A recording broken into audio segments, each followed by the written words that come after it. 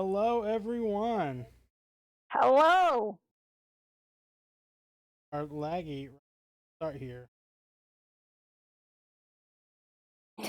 Don't understand. All good out there. Unfortunately, Sin is correct. You're all probably used to us having problems. And they're always problems that I literally don't understand. Like Right. I'm doing like speed tests on my internet and The all that internet's checks fine. out fine, but then OBS and Discord are like, no, internet's bad. Well, it's like I streamed a game on my other channel a ways back, and it was like clear as day, totally fine, high settings, great. And then like 2 days later, I streamed it again, same settings, and it was like, nope, can't. I was like, what is the difference between the 2 days? I don't understand. You know who would understand though? Who's that? Is well, actually, I don't know if how good do you think Thrawn would be at IT? Do you think he would be like a natural, or do you think computers make so little sense that he would be like, I'm done?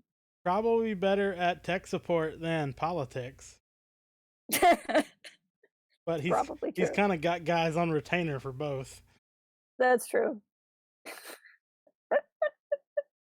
But yeah, so internet permitting, we want to talk about Thrawn Treason today. And we can talk about my other buddy a little bit today too. There's going to be a scene at the end where we learn that secretly he's a Skrull. I wouldn't even mind. It'd be so good. The epilogue to the epilogue. If you flip to the very back and use lemon juice National Treasure style, you figure out that there's a secret last. He's hanging over here with his Skrull friend though. The Mindel Bros. Anyway. But yes, so this was a really great novel all about Krennic. It was it's really funny given that he's barely in it. You know, I was really surprised that they would call the Krennic novel Thrawn Treason. It's an odd title that I don't understand, but really, at the end of the day, it was a great exploration of all the trials and hardships that have been levied against Orson Krennic his whole life. And I thought it was a good Guardians of the Galaxy crossover, Ronan the Accuser. His book means many things to many people. He was a character named Ronan who literally spent the whole book accusing everyone. Right. Really quick, we're just gonna throw this spoiler disclaimer out there right now because there's gonna be spoilers for this book the whole time. I mean, you should know. I would assume you should know if you're gonna click on a thing. There's gonna be spoilers, but can I just say, I went into this novel assuming I was gonna like Ronan because I am a big Krennic fan, and I was like, okay, a character whose sole purpose in Star Wars canon is to worship Orson Krennic. Like, I'm probably gonna really like this guy, but I ended up loving him, and not even just because he worshipped Krennic, but he was just like the biggest hot mess of, like, I don't know how he survived more than 6 months in the Empire.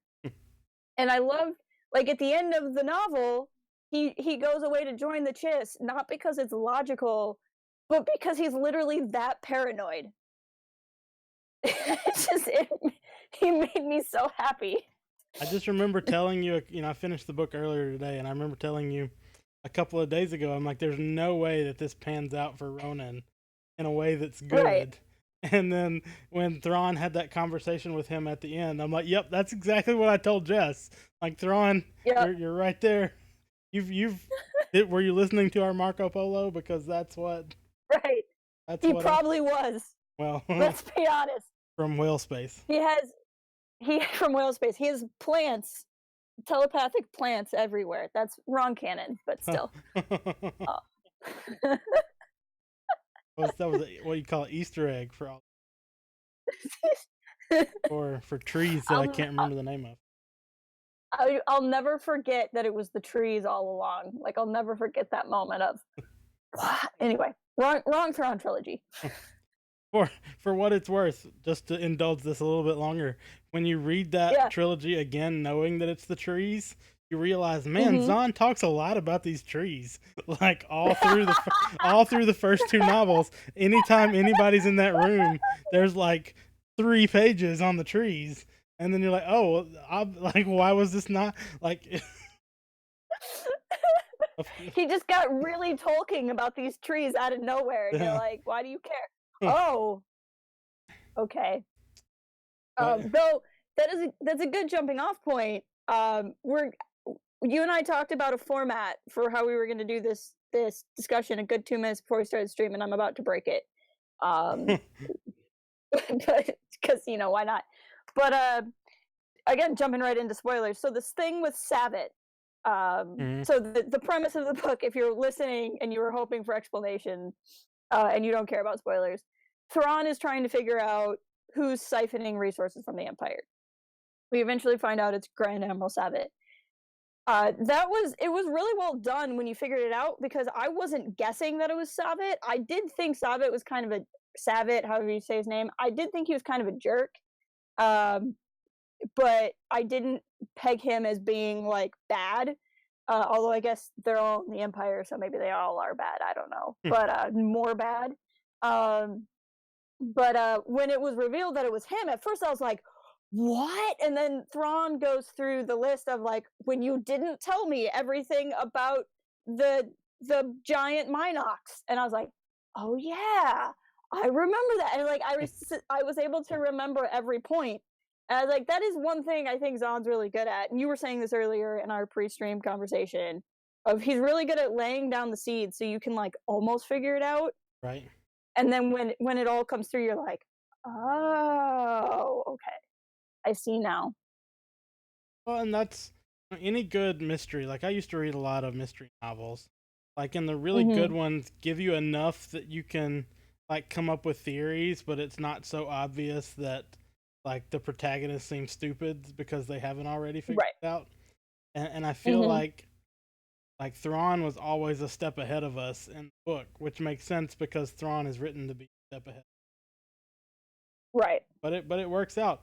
And I love that, nominally what he's sent to do is stop these Growlocks from eating ships. And because that's not what he does, like he loses in the end. Ronan's like, well, technically what he came to do was stop these giant Minox. And while we did learn that the giant Minox were a diversion that was planned to hide the fact that this Grand Admiral is siphoning away materials from the Death Star for political reasons and because they disagree with the way the Empire's going, we still didn't get those Minox. And like, it's all about the Minox. Good old paranoid Ronan. With that one. But yeah, so to go back to the format, we talked about general impressions. What is your general impression of Thrawn Treason? Well, I will say I really enjoyed this. I think it is probably my favorite of the 3, which says a lot because I enjoyed Thrawn Alliances especially a lot, and I even I enjoyed the first novel too.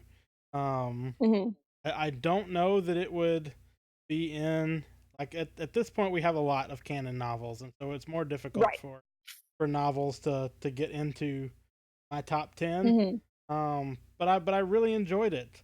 I like Thrawn. I like Thrawn as a character. I like the way Thrawn works. I like the way Zahn writes Thrawn. I really liked Eli Vanto from the first book. I like Commodore Pharaoh. I like the other Chiss characters that we get to know, Admiral Aralani and Valerie and Uma Thurman. Those are their names, Valerie and Uma Thurman. I do remember that, like, Sub-Lieutenant Commander Captain Kresh, I remember his name was Kresh. That one kind of stuck with me. Chiss military ranks are about as confusing to me as using Vong military ranks. Yes. But no, I really liked it. I think it was good in terms of like character development. I think it was good in terms of the story that it told. I think it fits in a really good spot, like literally between 2 episodes of Star Wars Rebels. Like it fits in right in like the mid-season break of Rebels. yeah And so it like meshes well with canon. I think it meshes well with books like Tarkin and Catalyst. And I don't know. I really enjoyed it. I don't know that it's the most important in terms of like canon altering, revelations.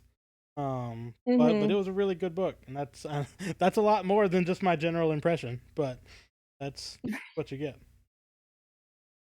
No, and I think it's my favorite of the three as well. I liked all three, and I said something similar in the spoiler free review I did yesterday for the book, where there were different issues I had. Like with the first Thrawn novel, I liked the first Thrawn novel, but like the plot twist in that book, I didn't even. Not only did I not see coming, I didn't know I was supposed to see a thing coming. So there was like the reveal scene, and I was like, I wasn't even trying to figure that mystery out, but okay. It was like a weird flex, but okay moment. And then Alliances I really liked, but I had issues with how Zahn wrote Vader, we did a streamcast on that one last year. If you guys want to check that out, I think it's linked below. I did not really have an issue at all with this book, so I would say this one is my favorite of the three because there was nothing that was really taking me out of the story. I think just from a writing standpoint, I think the first one is probably the best written one. I think Alliances is probably the most important one for canon, but this is my favorite one, and that's kind of how I talk about it. RG 2088, who was in chat earlier, I don't know if he's still here, he left a comment on the spoiler-free review saying that Treason almost feels like a sequel to Thrawn more than it feels like a sequel to Alliances. And in a lot of ways, I agree with that. Maybe not in terms of the Grisk, but in terms of having Eli back and the character arcs and the reference to Super Shadow or whatever the smuggler's name was, carrying on the tradition of knowing a lot about Star Wars and not knowing what anything's called. Back in the day, that would have got you banned. That would have got me banned just for saying Super Shadow. In my day, we didn't have these Mike triple zeros. But yeah, overall, I found myself enjoying it. The end of the book was tense. There were several parts of the book that were making me laugh. Ronan is my new favorite hot mess. I fan casted him as Armie Hammer, and it worked really well for me. It reminds me too of a conversation we had a couple of days ago, where we even got an answer about this from Matt Martin about whether or not we should see these 3 books as a trilogy. Because, when you say the Thrawn trilogy, like we think about those 3 books in Legends that are definitely, one story told over 3 books. And these are 3 books that are related because they have the same characters. They follow each other in some sense. But still in my mind, it's hard to like think of them as a trilogy like the way that Aftermath is. Right. Because... that's one story. There are through lines through the books, and Matt Martin, if you didn't see that when anybody chat didn't responded a couple days ago about it, they said that it was kind of one at a time, but Timothy Zahn had kind of pitched them on 3 different stories along the way. Yeah, we'd asked him if when Zahn came into New Canon if they were planning a trilogy or if they kind of came up as they went, and he said that he was really brought on to do the one book. It wasn't necessarily designated a trilogy yet, but Zahn already had ideas for future stories. But so like I think you're right that, and Sin said this in the chat too, that Alliance standalone. I mean, Alliances was very much about Thrawn's relationship with Vader and Anakin. And a lot about the does he, don't he? Obviously he knows that Anakin and Vader are the same person. That's if you don't follow Jim Does a Star Wars on Twitter, you're missing out on some of the best Anakin. Obes Kenobes. Yeah, They're so tweets good. that are out there like that. All like that's one of my favorite things on the internet, and that's saying a lot. Hmm.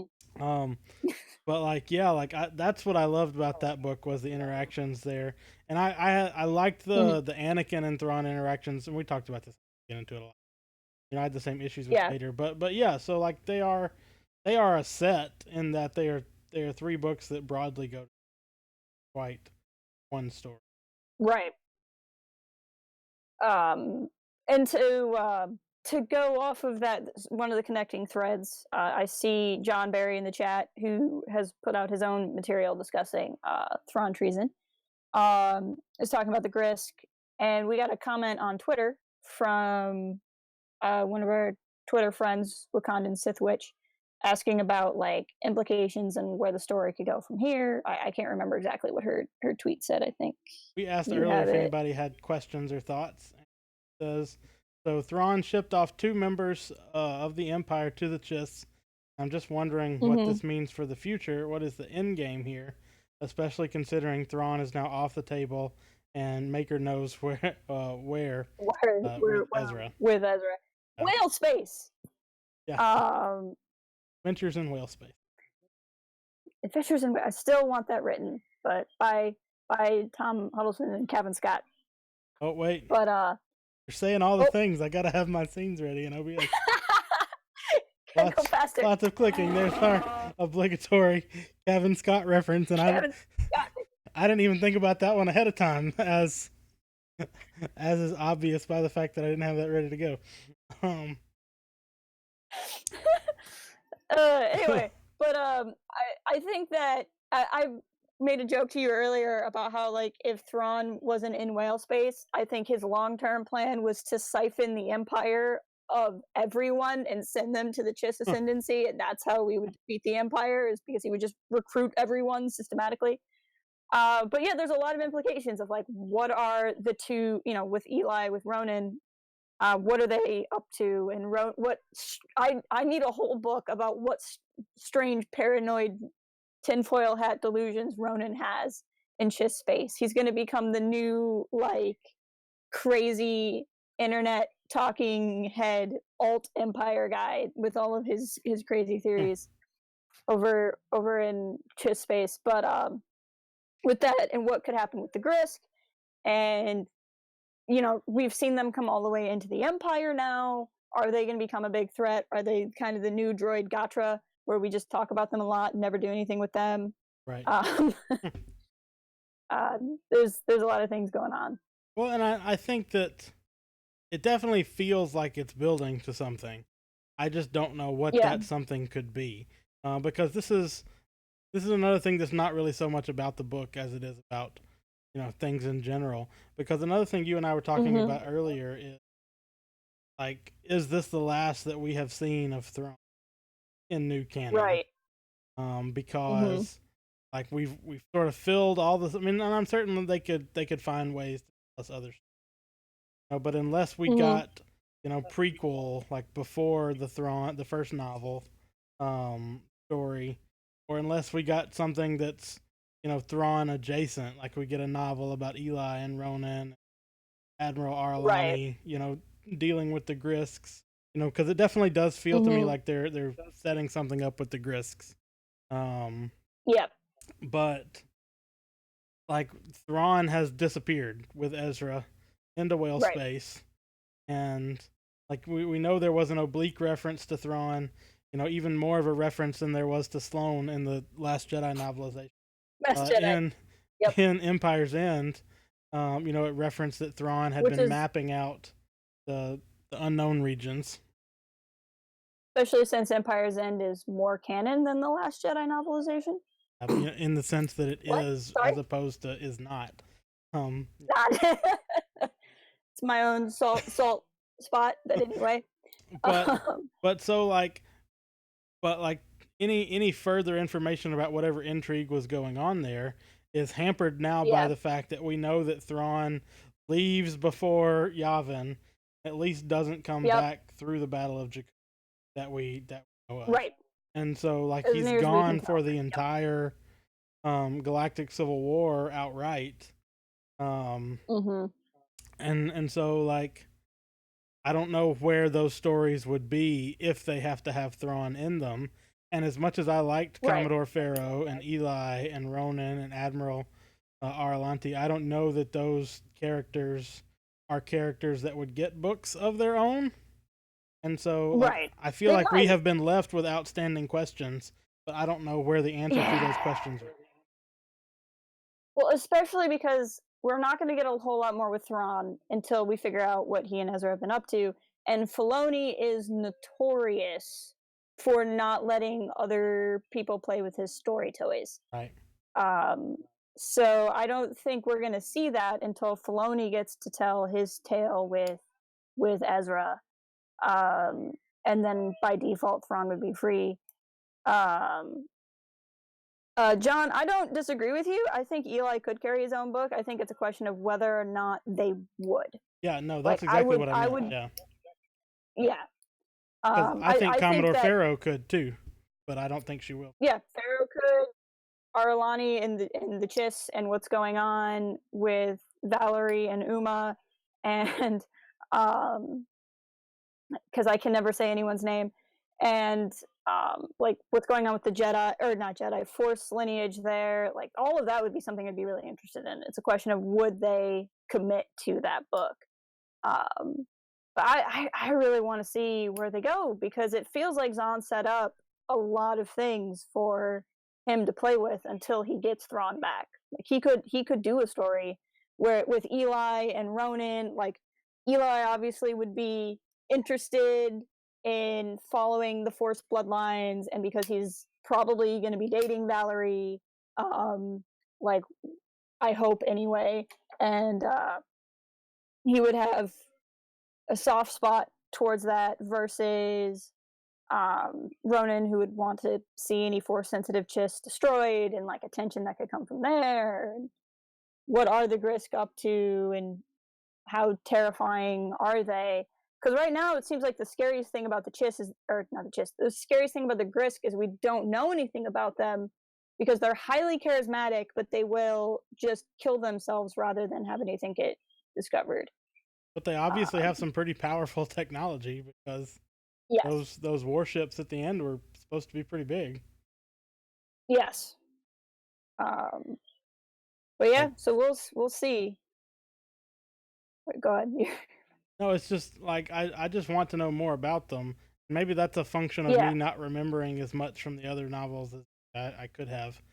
But it just feels like we're getting bits and pieces, just like with like you said, with the droid Gotra. Like we get a lot of references and a lot of bits and pieces dropped across things that at least haven't panned out yet. That they wouldn't. I mean, and it could be too that they have big plans for like Star Wars novels after the sequel trilogy. Just don't want to, to get into, a big novel saga while they're also doing ancillary. That's an interesting thought. John Barry wonders if Arlani might have had third sight when she was a young girl, based off of how her name has two parts, just like the other navigators. I hadn't fully made that connection, but that is a good point. It would also make sense why Arlani wasn't mad at Eli for being willing to kill Valerie. I should look up her actual name. I feel bad because she's an important character and I can't remember her name. And if you've not read the novel or don't remember, which one was which? I know there was third sight and second sight. Second sight is the ability, like their navigators. No, third sight was the one to see, to travel. Second sight is the one where you can see. Was the mind meld one? Yeah. Vanaya, VAH apostrophe in YA. Vanaya. I should have. I'm gonna do a thing. You just keep talking. Oh dear. Says. Sure, it'll be fine. Yes, he says ominously. Anyway, but as long as we're talking about Arlani, it'll be fine, I'm sure. The thing was, I loved Arlani a lot, as long as we brought her up, just to kind of pivot a little bit. um, when we got to the end battle, and Thrawn and Pharaoh had gone to face off against Savit, and Arlani and Eli and company were with the Grisk.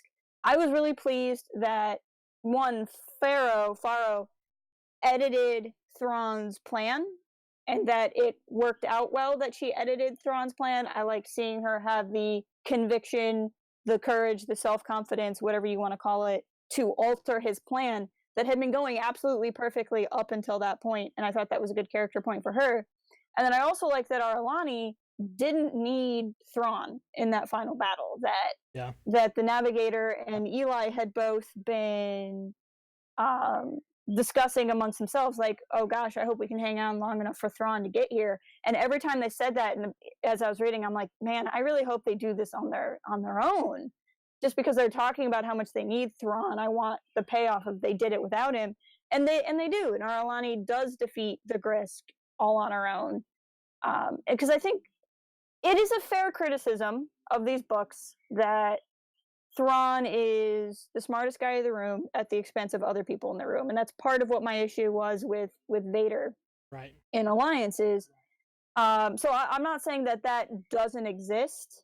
And that Zahn definitely does do that. But then to see these two characters have their time at the end of a book that's titled Thrawn, I was really happy with, and I was really impressed with. And I like that was a lot to the characters. Yeah, I like that was the end of Commodore Pharaoh's story too, because like the whole thing was Ronan was trying to play, he didn't let you get this one promotion that you really wanted, that you should have been, in for, but it was because Thrawn knew she was capable. Like Thrawn was impressed that she was able to step out on her own. Just like he was so impressed with Eli that he sent Eli off to help the Chiss. And like that's one thing that really sets Thrawn apart. I mean, it's not just that he doesn't understand the politics of the Empire, but that he has a desire to encourage and support young talent, where like any other Imperial Grand Admiral would have taken credit for anyone else's success, or would have come down hard on Pharaoh for diverting from the plan. Thrawn's like, no, that worked, and it was smart of you to see that. I think that's one of the things I like about Thrawn, which we were talking earlier too, about whether or not we should as a hero, given that he also captures and tortures Hera, who we but it's one thing that makes him a compelling character is because he doesn't fit that sort of regular Imperial mold, the same way that Savit did, the same way that Tarkin does, definitely the same way that Krennic does, in different ways than Tarkin, but Krennic is still the Imperial. Yes. And I think with Thrawn, it is interesting kind of looking at him in the light that we see in Rebels, and then the light we see in these novels.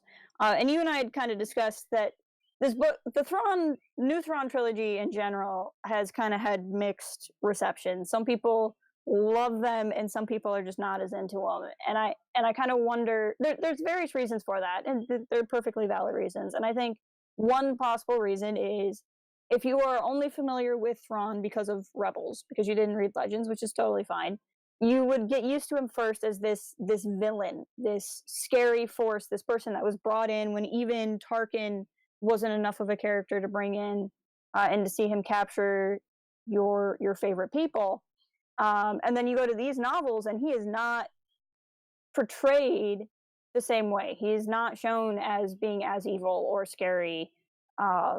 He's somebody who is highly sympathetic, and I don't think those two things are that contradictory, just when you consider these books are written from the perspective of somebody in the Empire, somebody like Eli, or from Thrawn himself, somebody who would appreciate Thrawn, versus Rebels, where we're seeing it from the perspective of the Ghost crew, and that your focus determines your reality, to quote Qui-Gon. But I think that his relationship with Eli and then with Pharaoh shows that he's just really interested in finding the right place for everybody. I mean, he even cares, and I mean, I would go so far to say is that he cares about Ronan in a way that In Krennic some ways, likely yeah. doesn't. Yeah. Like, Right. and I think that's He telling certainly too. wouldn't send him to the Ascendancy if he thought Ronan was useless. I don't know that he did it solely to save Ronan's life. He probably sees some use in him, and I think that's the thing with Thrawn too that gets sticky is Thrawn will both help you and do what is most expedient for him. Right. Even to the extent like there was a part where Eli was hurt because Thrawn isn't like, "Hey, buddy, how have you been?" Right. Yeah. Because that's just not who Thrawn is. Thrawn's like, "You have been in Chiss space doing things. I'm sure you're fine." Or like maybe he had read reports from Maralani and he knew he was fine, so why would he ask Eli how he is? There's this kind of coldness about him that's not necessarily intentional. But I do have a question that I'm realizing now is if Thrawn cares about all these people and has this grand scheme to slowly thin out the Empire by just making everybody join the Ascendancy, why would he not ask Pharaoh to join the Ascendancy? Why do you think he would send her to a different fleet? I mean, I think he sends Eli away because Eli has a certain like data analysis kind of skill. Like that's Mm-hmm. what Eli has in common with Thrawn is his ability to see patterns, and he knows Mm-hmm. that's a skill that the whereas Mm-hmm. Pharaoh he has groomed to be a commander in a navy. I feel like he Mm-hmm. recognizes a need higher less of a need for that in the Ascendancy. That's fair. I don't think it's I can see that. necessarily because he has affection for one and not the other.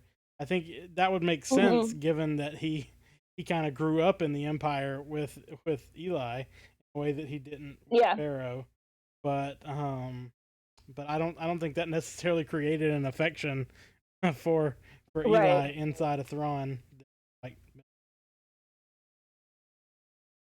Uh, I feel like too, there is that kind of expediency thing where having somebody else in a different fleet who is friendly to him helps him. Although maybe that's a little bit too political uh, to assume Thrawn would see. But there's a big theme for me throughout, or like not for me. It's on the back of the book. There's a big theme about loyalty in all three books, which is why this one's called Treason. Of is Thrawn in service to the Empire? Is he in service to the Ascendancy? Can he really be in service to both?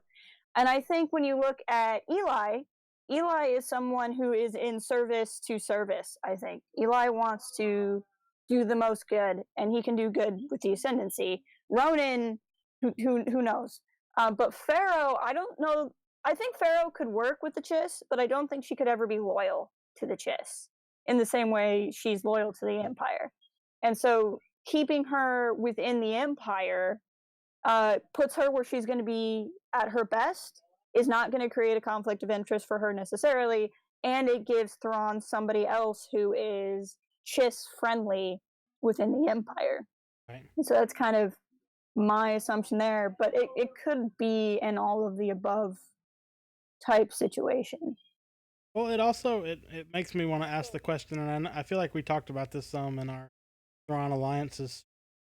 But Mm-hmm. about this nature of loyalty, reason, Mm-hmm. because like we never do get an answer to whether We Thrawn is don't. more loyal to the Empire or the Ascendancy, and I think part of that is Mm-hmm. because Thrawn doesn't understand why he would need to answer that. If his service Right. to the Empire is also something that helps the Ascendancy, then I don't think he sees Mm-hmm. those things as necessarily um like conflict with one another. Contradictory. Yeah. Where I Yeah. think it's interesting because I really want to know what the conversation that the Emperor says he wants to have in the Right. epilogue, Right. like what that conversation would have looked like given that we know it never happened. Right. Because Thrawn goes back to Lothal and gets whaled away by Ezra. But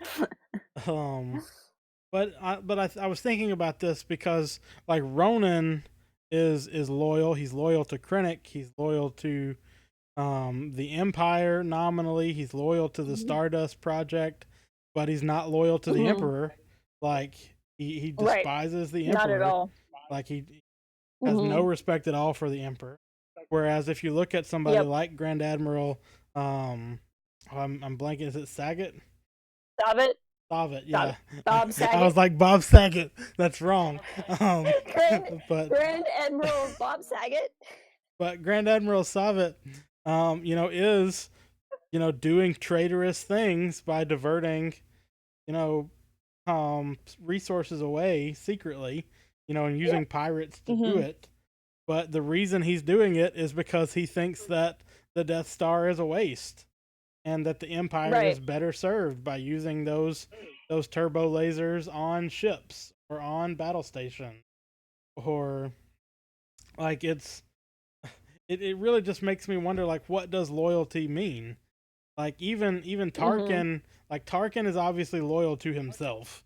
Like we all know that that's what Tarkin's thing is, but Tarkin is also the closest confidant of the Emperor among all of the characters that we see.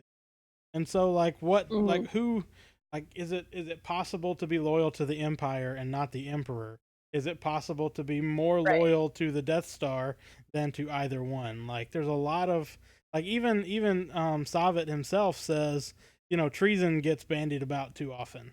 Like that's a word. Loyalty is a word that gets tossed around, just willy nilly. And I think there's something to that. What do you think about that? I think that's a very good point, and I agree with Tarkin is in total service to Palpatine, and I think he respects Vader to a degree. Tarkin is one of the characters that knows Vader's identity. Yeah. So he knows, and he respected Anakin Skywalker, so they have that connection. And I think that's kind of what scares them about Thrawn. In the same way that Grand Admiral Bob Saget was afraid of Pellaeon, which is a really great shout out in this book as well, where Pellaeon ends up siding with Thrawn because he's in service to the Empire. And I don't know that that's necessarily not in service to Palpatine, but more that he just doesn't see it that way. Like he's going to do what is right for the Empire. And Thrawn sees it that way as well. But I think to the degree that Thrawn sees the Rebels as a challenge, as we see in Star Wars Rebels, I think it's largely he's starting to get bested by something he doesn't understand, and that's because the Force is involved and he doesn't understand the Force, and it becomes a personal challenge in the way that Super Shadow was in the first book. I'm so sorry that I can't remember anyone's name. Where I think for Thrawn, his thing really is these Grisks. Like I think he really does think these Grisks are the worst thing. And that's why he sees stopping them as in service to both. And he just kind of has his own ideas. Thrawn strikes me as a guy who's just not very good at taking orders. Yeah. And I think that's the thing that also doesn't fit well with the Empire. It's interesting that Thrawn is most hampered by like Force things, when that last season of Rebels gave us the most Force things that we'd gotten in a while. Like all of the world between world stuff, like that happens while he's away. Yeah, that's true. Although he did see the Bendu freak out. That was the end of season 3 going into Alliances. I think that happens just before Alliances, and then, if I'm remembering correctly. Sin asks, do we think that Thrawn being whaled away saves him from Palpatine's wrath? Maybe down the road, but I don't think so, because there's nothing that happens in the novel that Palpatine would have been angry at him for. If Thrawn hadn't been whaled away, he likely would have won on Lothal. If it wasn't whales, it was something Force-y. the only way the rebels on Lothal were going to beat Thrawn was some kind of Deus Ex whales, just something. And without that element, Thrawn likely would have won on Lothal and wouldn't have had an issue with, or the Empire wouldn't, or Emperor wouldn't have had an issue with him, and the Civil War could have gone drastically different. Because I think that the only thing that could have happened would be Thrawn either would have been so against the Death Star after Alderaan blew up, that could have questioned his loyalty, or it could have been a case of something else with the Civil War splitting his loyalties. But I don't know that he would have ended up in a whole lot of conflict with the Emperor, because he would have become too needed once all-out war broke out. Right, especially given that he almost certainly would not have been on the Death Star because he was so against the project, and I don't think Tarkin or Krennic would have wanted him around anyway. But right, like most of the big military minds in the Empire, like the really important people, died on the Death Star, so like that would have made his work more valuable rather than less. Well, imagine an Empire Strikes Back where it's Thrawn instead of Ozzel. Right. You know, and he doesn't come out of light speed too close to the system. You know, because Thrawn is not as well. He probably is as clumsy as he is stupid, because he's not very stupid and he's not very clumsy. So the quote might still apply, but it would be a very different move. I mean, or just think about like how much Thrawn would have advocated against a second Death Star. Well, yeah, because he sure. didn't support the first one. Or think about if Thrawn had survived, you know, the TIE Defender program would have survived, and having TIE Defenders all through the original trilogy changes the nature of that. As well. What I think, though, in addition to all of those things, is I think eventually the Emperor would have pushed him on his question of loyalty. I don't know when or where that would have happened, and I don't think at some point nothing short of a complete declaration of loyalty would have satisfied Palpatine. Right. So I think at some point, whether that point was 2 weeks later or 2 decades later, I feel like at some point that comes to a head, because he still that the lingering threat of dual loyalty is always gonna lay over him, and I don't think Thrawn is ever gonna change his mind about it either. Well, especially because based off of what we can see, is the Grisk don't do anything before Return of the Jedi, and unless there's some sort of giant war we don't know about between Aftermath and Bloodline, they don't invade before the sequel trilogy even, which isn't to say that they're not a threat. In Legends, the Vong invaded. They started sending scouts during the Old Republic times, so it could be a long con. But I think you're right. I think he would have pushed it, but I feel like if Thrawn did not outright leave the Empire over the Death Star, he would have been too valuable. I think there's a point where Palpatine would have pushed it because there wasn't all-out war yet.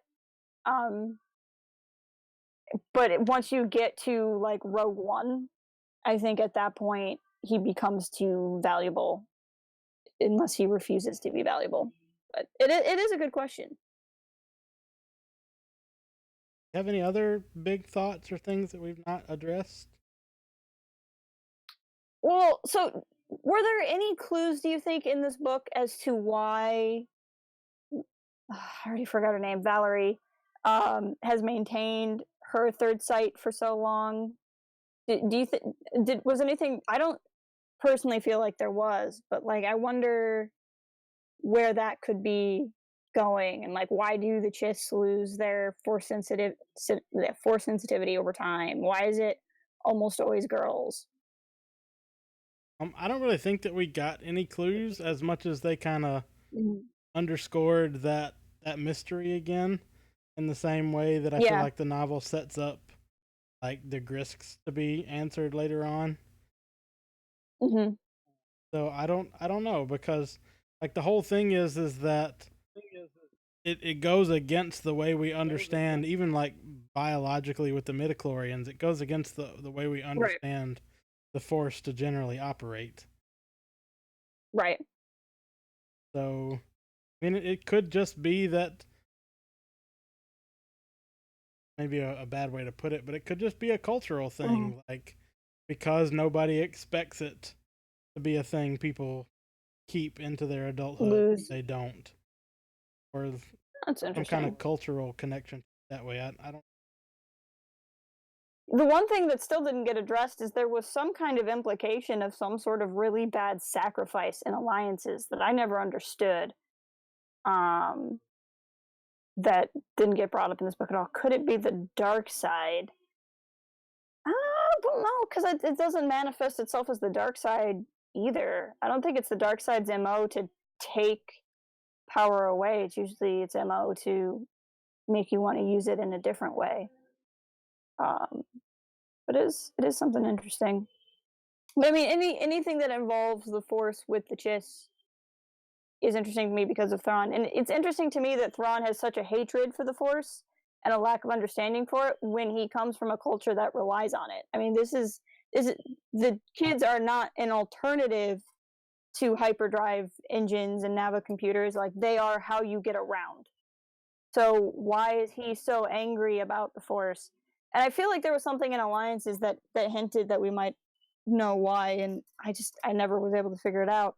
But there's got to be something there. Like, I want to know why this version's of canon's Thrawn is so upset about it, because Legends Thrawn hated the Force, but there wasn't the Chiss navigator girls, and there wasn't like all of this other stuff. So this is new stuff that Zahn has either come up with or couldn't put in his previous novels.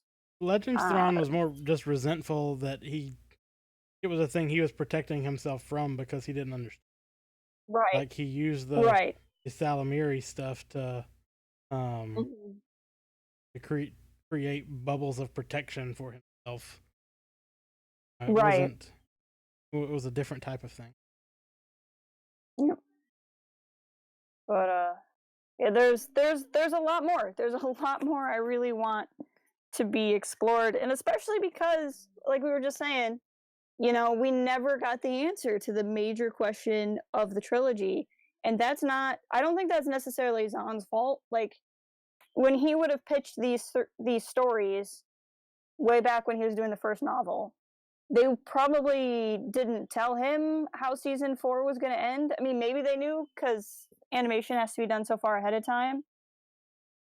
But he might not have known how the Rebels season was going to end. So he might not have realized that Thrawn was never going to get a chance to have that question answered. Like, they might have told him, oh yeah, he survives the show. and he then does. Not told him the circumstances.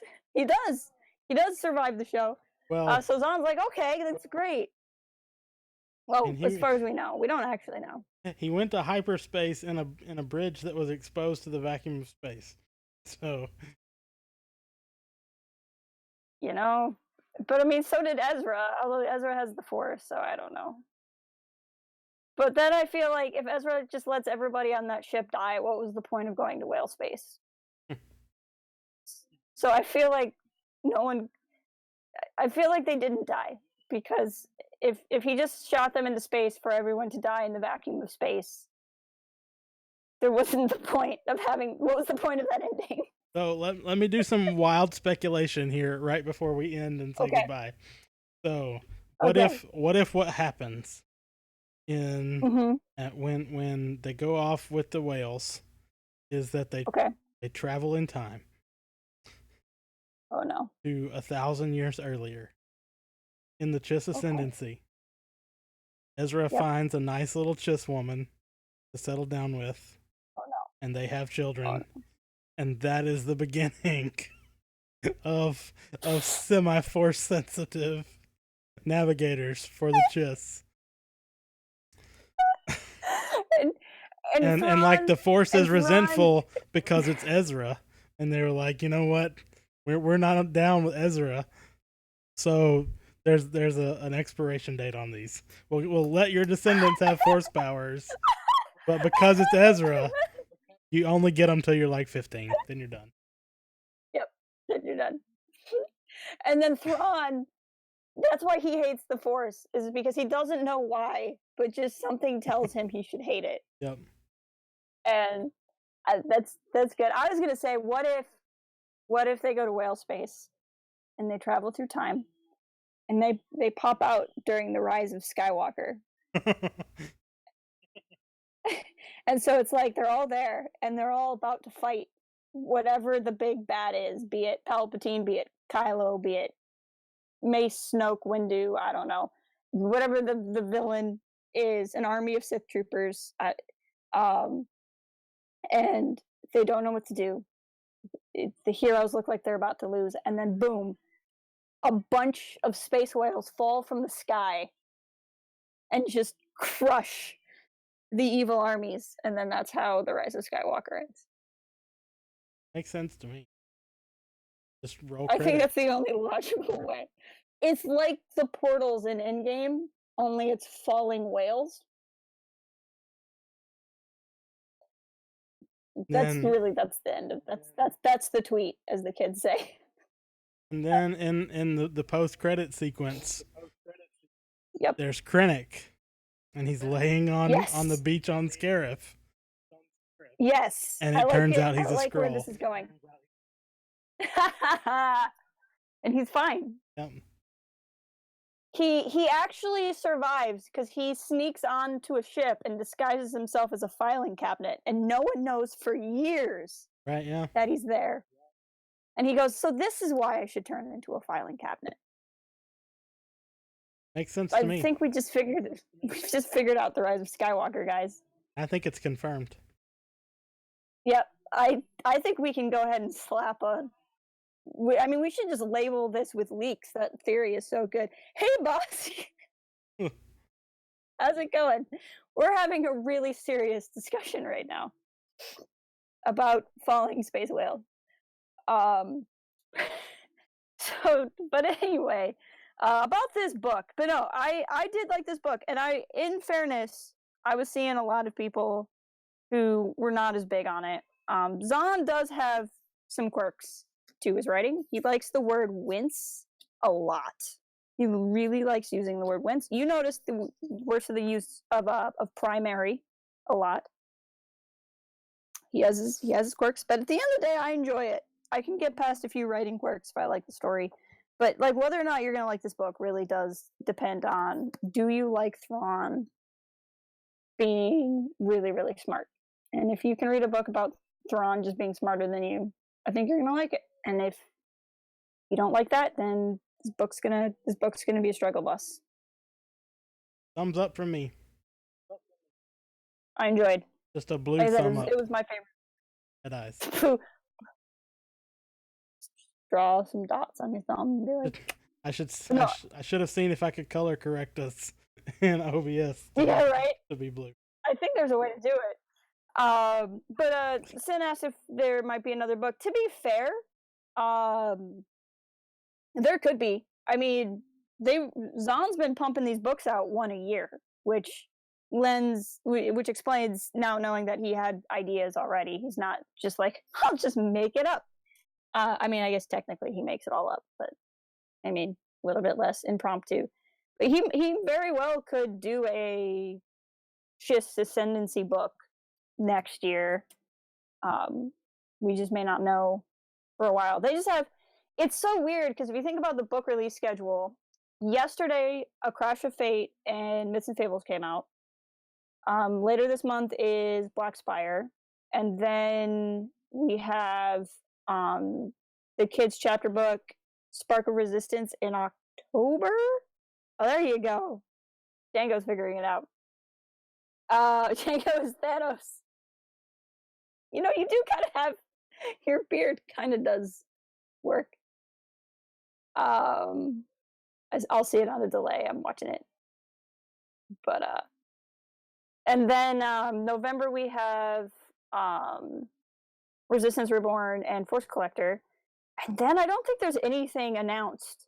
Like we have all of these books come in really, really fast. And then we know Project Luminous is next year.